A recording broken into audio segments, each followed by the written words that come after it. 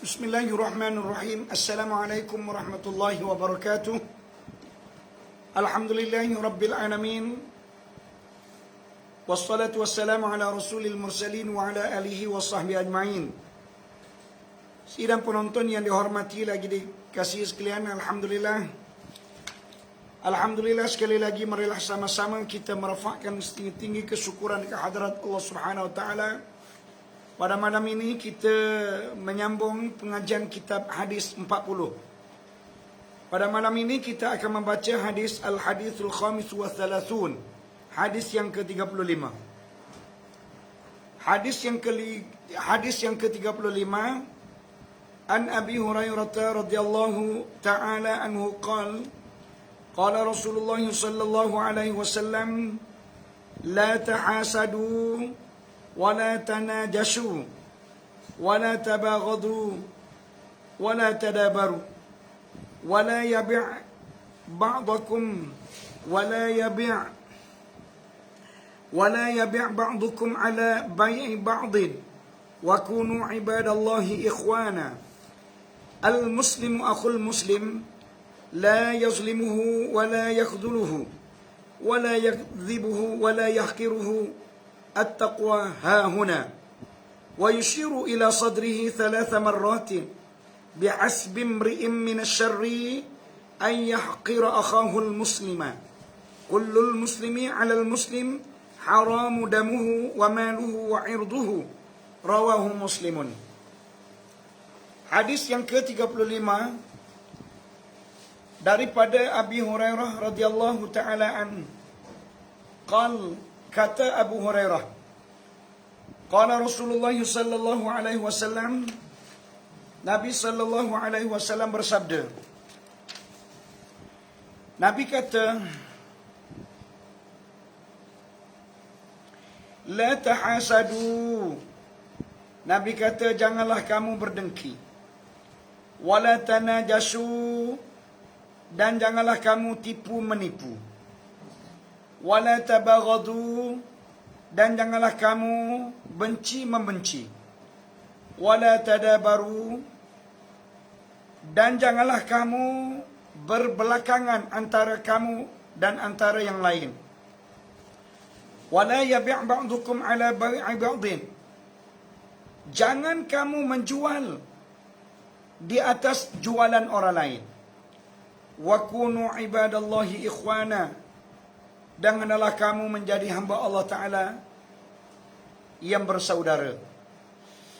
Al-Muslimu akhul Muslim, Nabi kata, orang Islam itu merupakan saudara. La yazlimuhu wa la yakhduluhu, maka tidak boleh dia menzaliminya. Wa la yakhduluhu, dan tidak boleh dia menghinanya. Wa la yakdzibuhu wa la yahkiruhu, dan tak boleh dia mendustanya, dan tidak boleh dia menghina. At-taqwa hahuna, Nabi mengatakan taqwa di sini. Wa yushiru ila sadrihi 3 marratin, Nabi telah mengisyaratkan dengan menunjukkan ke arah dadanya sebanyak 3 kali. Nabi kata at-taqwa hahuna, at-taqwa hahuna, at-taqwa hahuna. Nabi kata takwa di sini. Bukan di bibir mulut. Takwa ni ada di dalam hati. Bihasbi mri'im minasyarri, kata Nabi, cukuplah bagi seorang itu dianggapkan melakukan kejahatan. Ayyahkira akhahul muslima, bahawa dia telah merendahkan saudara seagama dia. Kullul muslimi alal muslim, oleh itu kata Nabi, setiap saudara seagama terhadap saudara yang lain, haramu damuhu, haram darah dia. Wa maluhu, dan haram harta dia. Wa irduhu, dan haram maruah dia ataupun kehormatan dia. Rawahu Muslimun, hadis ini diriwayatkan oleh Muslim.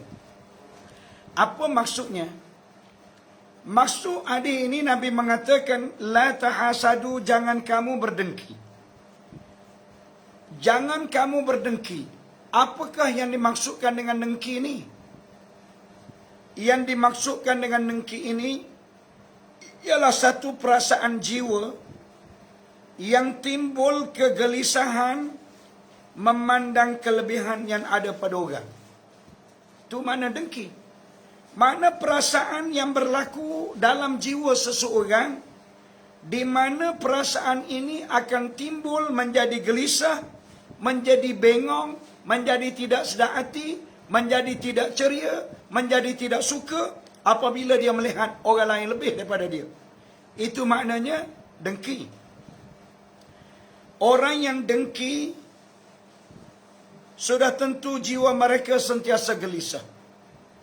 Sudah tentu jiwa mereka tidak tentram.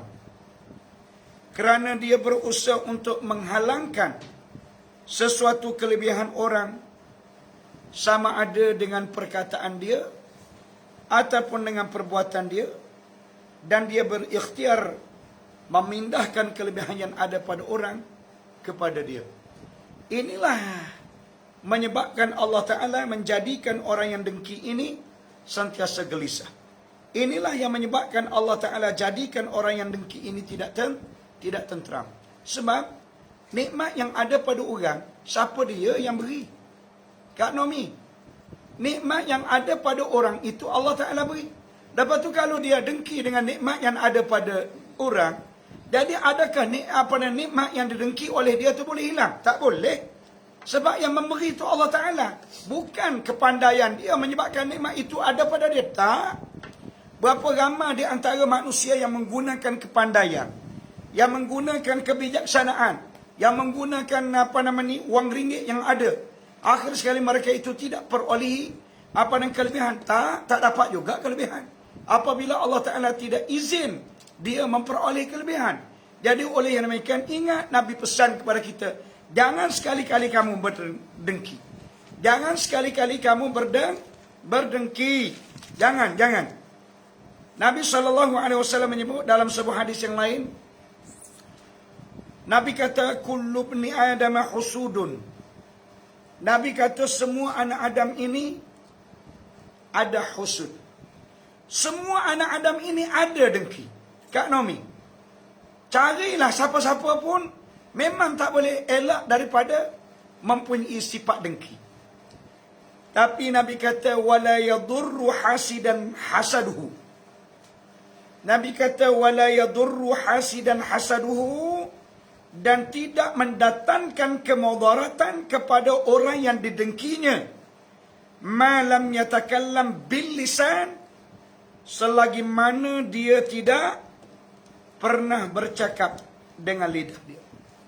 Selagi mana dia tak keluarkan pada lidah dia, benci aku dengan orang ni, tak suka aku dengan orang ni, maka tidak memberi apa-apa kemudaratan disebabkan lintasan dalam hati dia tak kenal dengan seorang.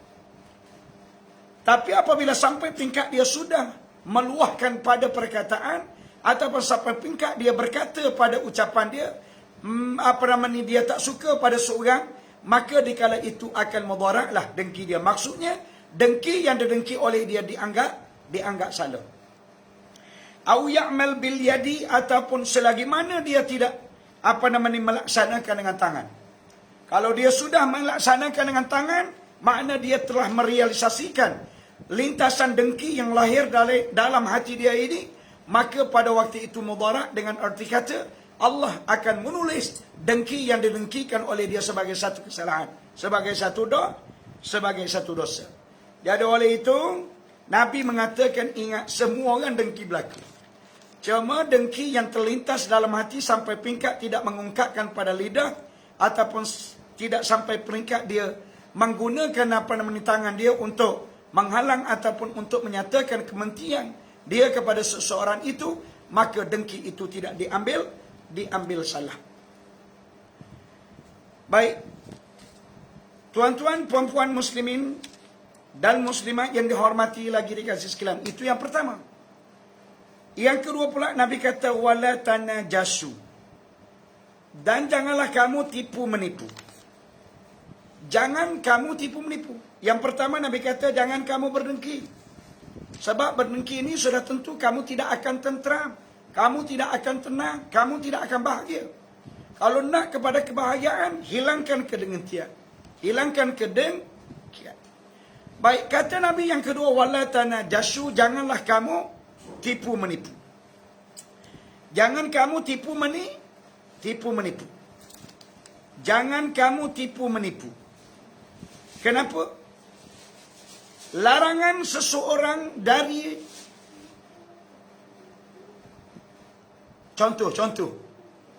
Contoh tipu menipu ni, kalau kita tengok, dia berlaku kepada orang yang berniaga. Ni contoh. Saya nak bagi contoh kepada orang yang berniaga. Mana dia? Dia kata, kalau kita perhati kepada orang yang berniaga, molek-molek, ada orang yang datang menawar harga dia. Menawar harga dia, okey, ni barang ni mau nak jual berapa? Saya nak jual RM100. Molek dia bayar RM100. Datang kawan yang kedua, dia kata beginilah, mu pulang balik duit tu, mu jangan beli barang dia. Aku boleh bagi lagi barang aku boleh jual kepada kamu barang aku yang lebih baik daripada barang yang dia jual dengan harga yang lebih murah daripada apa yang dia jual. Kalau dia jual kepada kamu RM100, aku boleh jual kepada kamu RM80. Sebagai contoh, orang yang jual durian. Jual durian, dia kata durian ni dia kampung. Harga durian ni RM5 sekilo. Kita pun belilah 10 kilo. 10 kilo maknanya RM50. Molek-molek isi dalam beg plastik. Datang peniaga yang kedua. Dia tanya kita berapa ringgit membeli durian ni. Aku beli durian ni RM5, dia jual. Oh, kata kawan ni, dia kata mu hantar balik. Hantar balik. Aku boleh bagi kepada kamu dengan harga RM3 sekilo. Ini berlaku dalam masyarakat kita. Ingat baik-baik. Ini berlaku dalam masyarakat kita. Kalau ia sekalipun mu nak jual hargamu dengan harga durian kamu dengan harga yang murah, jangan sampai peringkat kawan tu sudah pun berlaku ijab dan qabul. Berlaku akad jual beli. Apabila dia telah melakukan akad jual beli, maka pada waktu itu haram kita menduga dia, kita menggoda dia untuk dia pulang balik pada barang yang dia dijual dengan alasan kita menjual kepada dia barang yang lebih murah daripada apa yang dibeli. Jadi oleh yang demikian, tuan-tuan sekalian, itu contoh Nabi mengatakan jangan tipu menipu. Sedangkan molek-molek kita katakanlah kita hantar dia, molek kita ikut dia sampai kat kereta dia, ya Allah, habis dah dia. Tengok. Mana orang ni, orang yang suka menipu. Ramai ke tidak berlaku dalam masyarakat kita? Ramai sangat berlaku dalam masyarakat kita. Kebanyakan orang kafir menggunakan taktik ini. Taktik ini diguna oleh orang kafir. Kemudian orang Islam kita menggunakan strategi yang sama untuk mengkabul dan untuk mengkabuli, untuk menipu daya mana orang-orang yang ingin membeli. Ingat baik-baik, apa yang dilakukan itu adalah satu kesalahan, di mana Nabi SAW mengatakan, la tadkhulul jannata hatta tu'minu, tidak akan memasuki kamu ke dalam syurga Allah sehingga kamu beriman. Wala tu'minu hatta tahabbu, dan kamu tidak menjadi orang yang betul-betul beriman sehingga kamu menjadi orang yang berkasih sayang. Tok Ma, kita dianggapkan sebagai tidak benar-benar beriman kepada Allah Ta'ala andai kata kita tidak menjadi orang yang berkasih sayang di kalangan kita. Awala adullukum ala syai'in, Nabi kata, suka ke tidak kamu aku nak tunjukkan kepada kamu sesuatu perkara. Idza fa'altumuhu, apabila kamu lakukan sesuatu perkara itu, tahabbabtum, kamu akan menjadi orang yang berkasih sayang. Nabi kata, nak ke tidak wahai para sahabatku, aku nak tunjuk kepada kamu, aku nak terangkan kepada kamu, aku nak ceritakan kepada kamu satu perkara yang kalau kamu buat, kamu akan menjadi saudara yang berkasih sayang. Kamu akan menjadi kawan yang berkasih sayang. Kamu akan menjadi rakan yang berkasih sayang. Kata sahabat, na'am, ya. Nah, apa dia ya Rasulullah? Nabi kata, ufshus salam bainakum. Hendaklah kamu menghamburkan salam. Hendaklah kamu menyebarkan salam di kalangan kamu. Makna apa? Maknanya apabila kita menggunakan kaedah memberi salam, sudah tentu sifat-sifat untuk melakukan kejahatan kepada kawan kita akan luntur, akan akan lebur dengan begitu sekali. Mana menyebabkan perancangan asal nak melakukan pengkhianatan tak jadi khianat. Sama juga kalau kita marah. Dalam keadaan kita marah, kita bagi salam, sudah tentu kemarahan dia akan menjadi luntur serta-merta. Ini satu cerita. Saya 2 minggu lepas saya di Bandar Permaisuri. Di Bandar Permaisuri, daripada Masjid Najihin nak menghala ke Masjid Az-Zubir. Kan jalan tu jalan straight. Jadi saya dengan kereta dengan kawan saya. Jadi kita tengah pandu kereta. Molek sampai di satu tempat. Tiba-tiba kita menukar fikiran untuk U-turn balik. Jadi pada waktu tu, kita terlupa nak tengok di belakang kita tu ada orang atau tak. Pada waktu tu terlupa. Jadi apabila terlintas, nak U-turn balik, terus kita U-turn. Segenap pun tak beri. Pada waktu tu datang motor laju. Motor ni datang laju sebelah kanan saya. Jadi apabila datang laju ni, terus saya belok, tapi belok tu tak masuk terus lah. Mana belok sikit je tayar. Jadi pada waktu tu motor sama betul dengan pintu saya. Allahu Akbar. Tuhanlah Maha Kaya. Mana pada waktu tu saya terlihat macam ada lembaga hitam. Saya pun break sikit.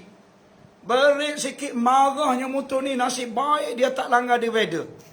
Dia pergi ke depan dalam keadaan marah, pusing balik motor dia. Dia mari tunjuk penumbuk kat saya. Bila tumbuk penumbuk kat saya pun turun kereta, saya bagi salam kat dia. Assalamualaikum Syekh. Bila saya bagi salam, Assalamualaikum Syekh, dia pun terus angkat tangan dua-dua, minta maaf dengan saya. Dia minta maaf dengan saya. Sepatutnya saya minta maaf dengan dia. Dia minta maaf dengan saya, okey. Kosong-kosong dia pun tinggal pergi. Nak cerita kepada kita, mana kalau kita menggunakan produk yang diajar oleh baginda Nabi, sudah tentu perkara-perkara yang biasa berlaku dalam masyarakat kita, kemarahan, kebencian, prasangka yang salah ini tidak akan berlaku. Jadi amalkanlah tuan-tuan sekalian, memberi salam ini di kalangan kita. InsyaAllah, kalau sekiranya dia berniat untuk melakukan kejahatan, sudah tentu dia akan berhenti daripada melakukan kejahatan. Baik, yang ketiga kata Nabi, wala tabaghadu, dan janganlah kamu benci membenci. Janganlah kamu benci membenci.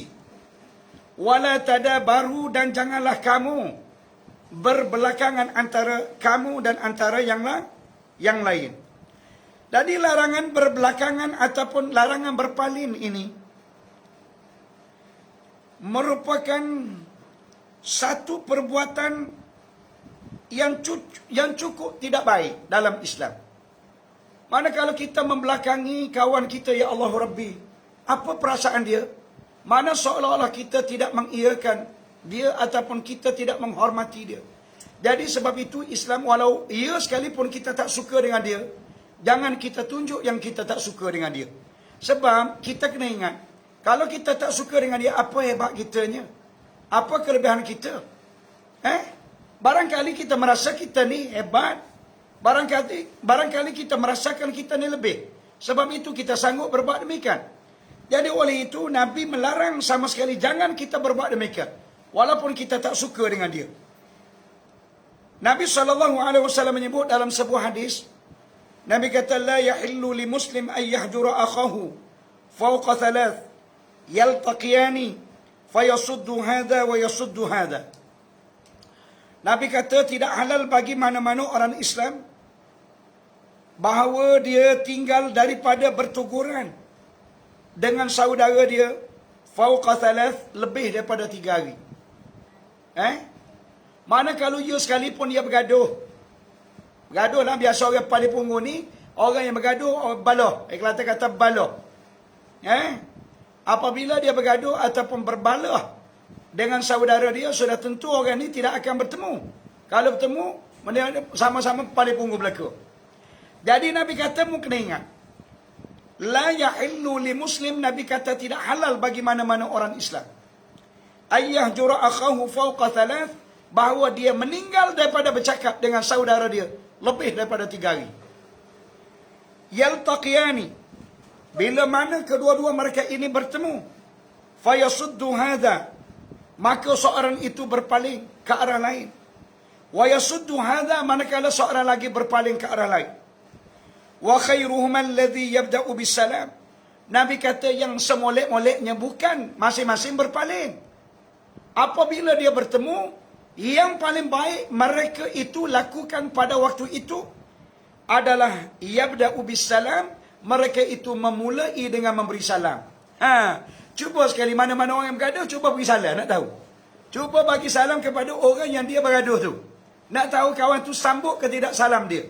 Sudah tentu sambut. Kenapa? Sebab ucapan salam ni adalah ucapan yang datangnya daripada ajaran Islam. Islam mengajar kita, bila kamu berbuat perkara demikian, sudah tentu kebencian yang ada pada hati kamu akan dileburkan. Sudah tentu akan dihilangkan oleh Allah. Maka pada waktu itu akan timbul kasih dan sayang di antara kamu. Tuan-tuan dan puan-puan muslimin dan muslimat yang dihormati lagi dikasih sekalian, wala yabi' ba'dukum ala bai'i ba'din.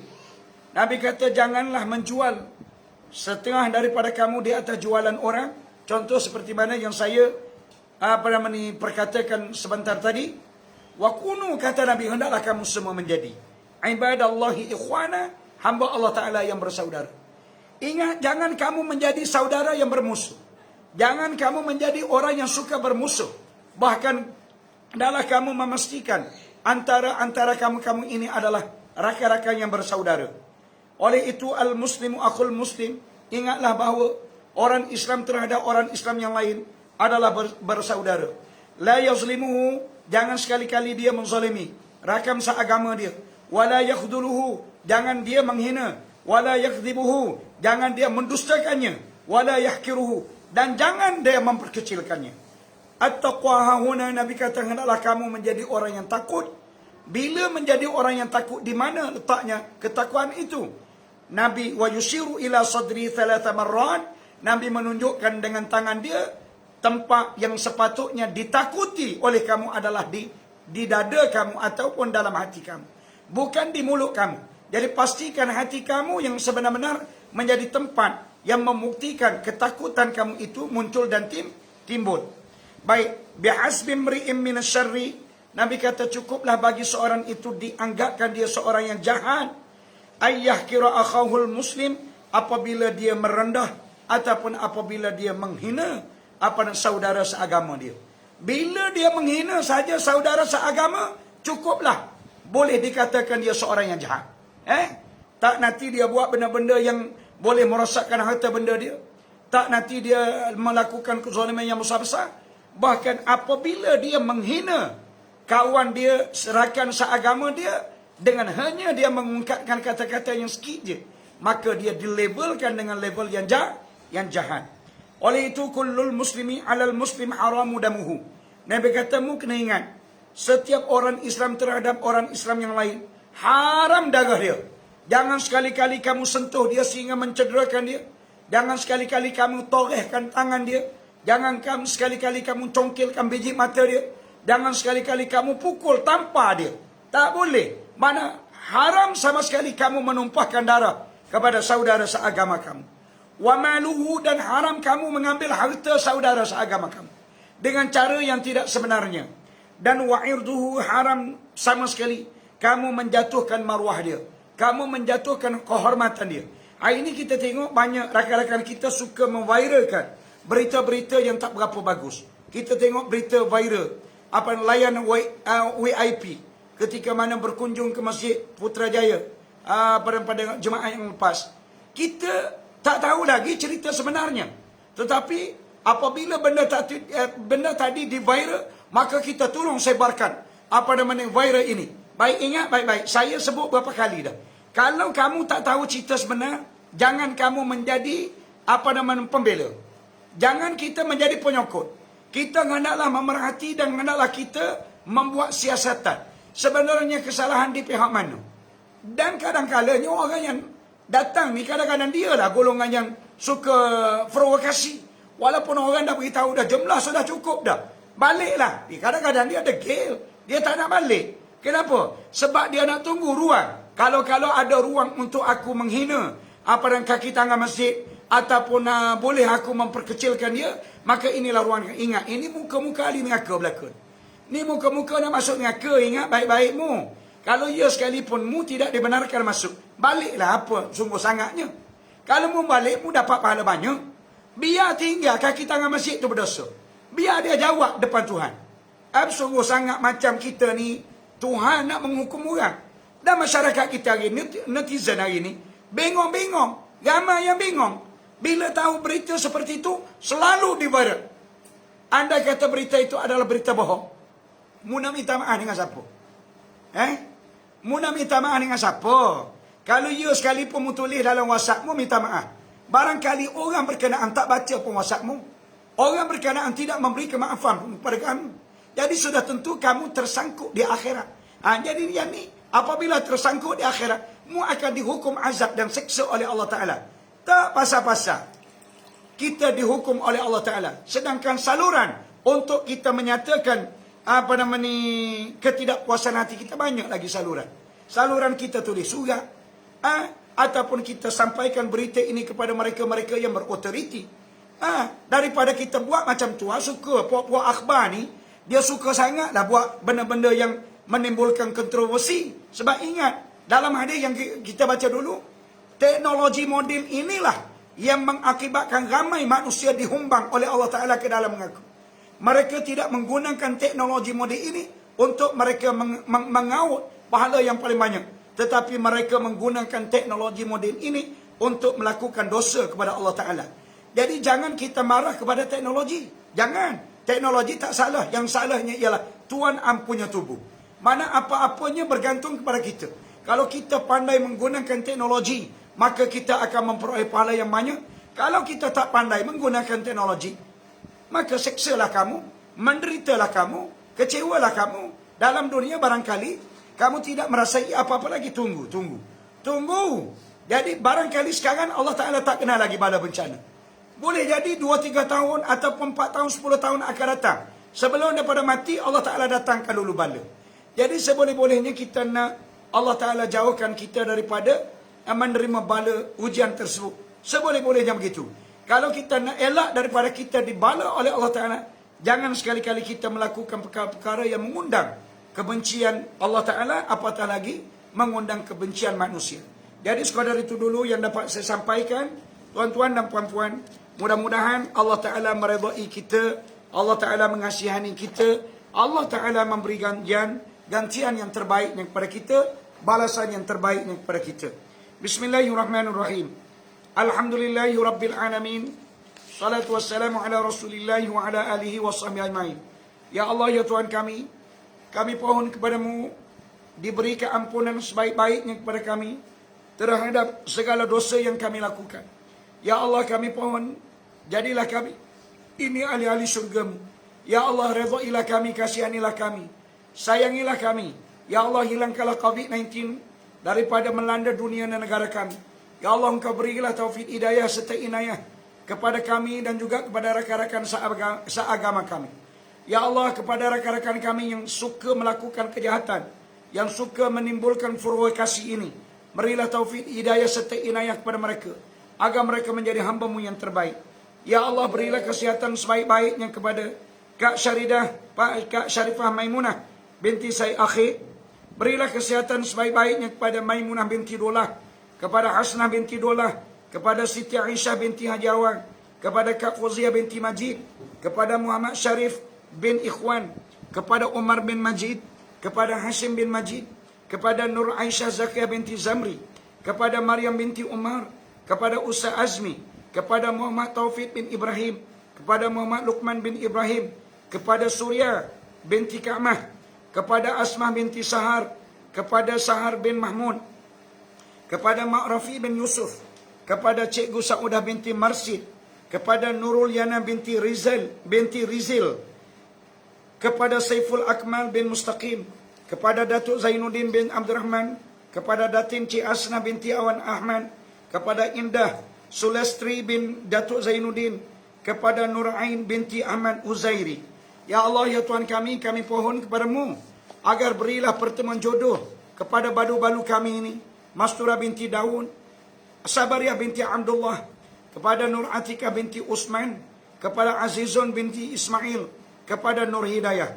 Ya Allah, berilah pertemuan jodoh kepada Syakrina binti Zainuddin, kepada Fatihah binti Arif, kepada Hanan binti Ghazali, kepada Suryana binti Ghazali, kepada Syaridah binti Zainal Abidin, kepada Ustaz Mus'an bin Abdul Rahman, kepada Haji Kamarul Zaman bin Cik Isman, kepada Elfiz bin Zainuddin, kepada Ilyasa bin Ismail. Ya Allah, kami pohon kepadamu, berilah kepada rakan-rakan kami ini cahaya mata segera mungkin, ya Allah. Kasihanilah mereka, ya Allah. Lama mereka mendirikan rumah tangga, sampai sekarang mereka belum lagi dikurniakan cahaya mata. Kami pohon berilah kepada mereka-mereka ini, ya Allah, cahaya mata segera mungkin. Anak yang soleh ataupun solihah, yang sempurna sifatnya, yang comel orangnya, yang bagus akhlaknya. Ya Allah, berilah kepada Ustazah Suhaila Zuriat, berilah kepada Syaziana binti Muhammad Syarif Zuriat, berikanlah kepada Aisyah binti Muhammad Syarif Zuriat, berikanlah Nur Aliana Hanani Zuriat, berikanlah kepada Masyitah binti Ismail Zuriat, kepada menantu Encik Mahdi Zuriat, kepada Nur Asia binti Ja'far Zuriat. Ya Allah, ya Tuhan kami pohon kepadamu, berilah kemajuan bisnes kepada rakan-rakan kami yang terlibat dengan bisnes, agar mereka ini menjadi hamba-Mu yang suka menderma pada setiap masa dan ketika. Ya Allah, berilah kejayaan bisnes kepada sahabat kami Tan Sri, juga kepada sahabat kami Datuk Sri Nur Azan, kepada sahabat kami Datuk Sri Syahidan, kepada sahabat kami Datuk Agil Faisal, kepada sahabat kami Azhar bin Syarif, kepada kakak kami Katrina Tan Abdullah, kepada Saufi, kepada semua rakan-rakan pelajar kami yang terlibat dengan bisnes, berilah kemajuan kepada mereka dalam bisnes yang mereka ceburi. Ya Allah, ya Tuhan kami pohon kepadamu, gerakkanlah hati mereka-mereka pegawai incas di ISIS agar membayar payment kepada kakakku Katrina yang berbaki 300,000 dalam tempoh yang paling cepat. Ya Allah, ya Tuhan kami amat mengharapkan kepadamu, jadikanlah tahfiz kami ini maju semaju-majunya. Anak-anak kami hafizul Quran, pelajar-pelajar tahfiz kami ini hafizul Quran, rakan-rakan kami semuanya hafizul Quran, dan masukkanlah kami semuanya ke dalam syurga-Mu tanpa hisab. Wa sallallahu ala sayyidina Muhammad wa ala alihi wa sahbihi ajma'in. Walhamdulillahi rabbil alamin. Taqabbalallahu minkum.